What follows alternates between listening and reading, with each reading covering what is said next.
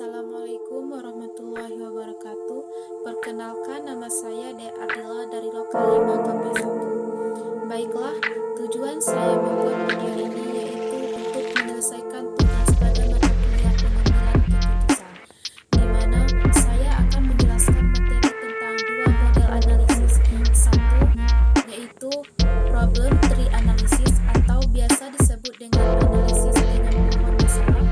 Dua, fishbone analysis atau biasa disebut dengan tulang ikan. Pertama, saya akan menjelaskan tentang problem tree analysis.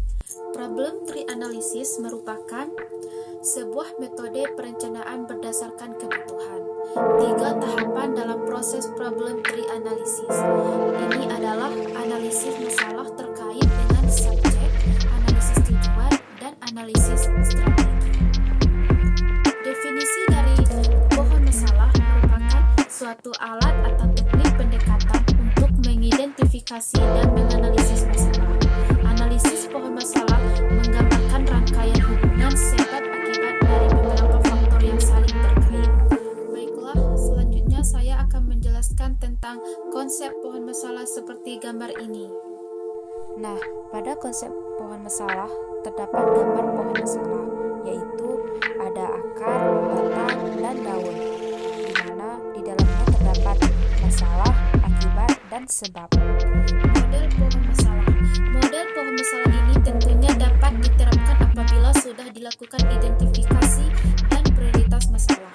Pohon masalah juga memiliki 3 bagian, yaitu batang, akar, dan cabang. Batang pohon menggambarkan masalah utama, akar merupakan penyebab masalah inti, sedangkan cabang pohon mewakili dampak.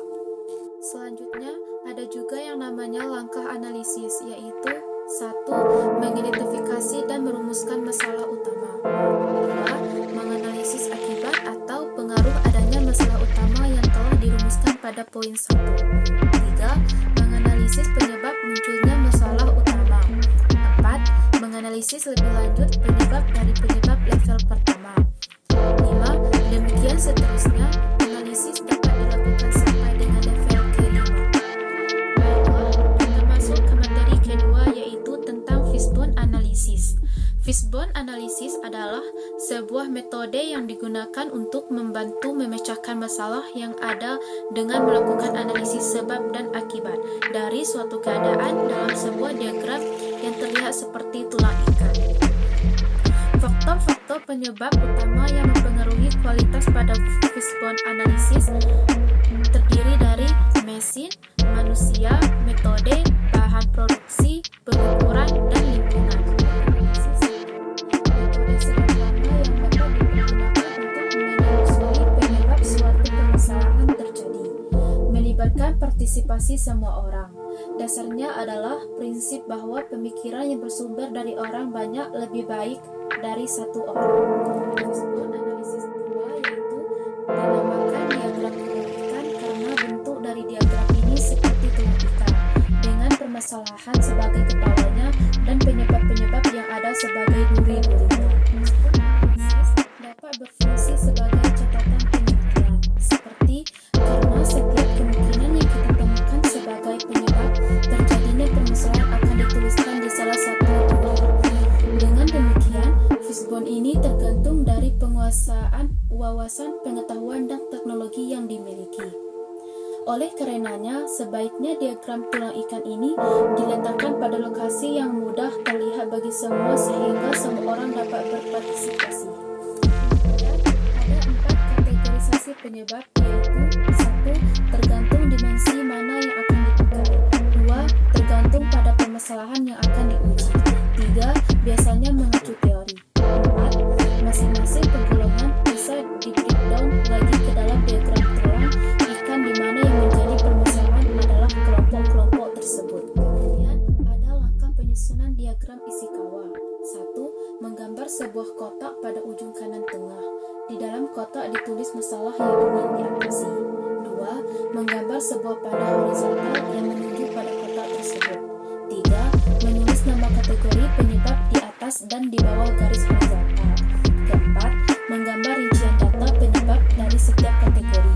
5. Cara lain yang cukup sering digunakan untuk memulai mulai menyusun diagram tulang ikan, yaitu dengan bertanya berulang kali, mengapa ini terjadi? Selanjutnya, ada juga yang namanya analisis hasil.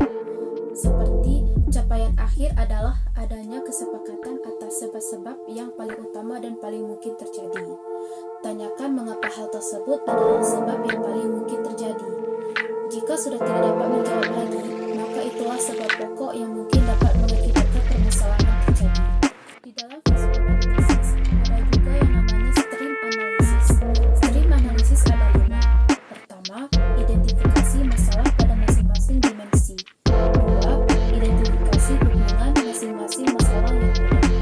Tiga, kota yang banyak dituju anak panah adalah sisbon.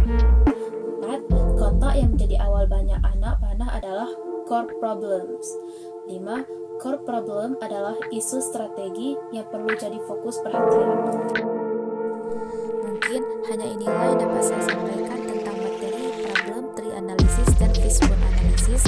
Jika terdapat kesalahan mohon dimaafkan, karena manusia tidak pernah luput dari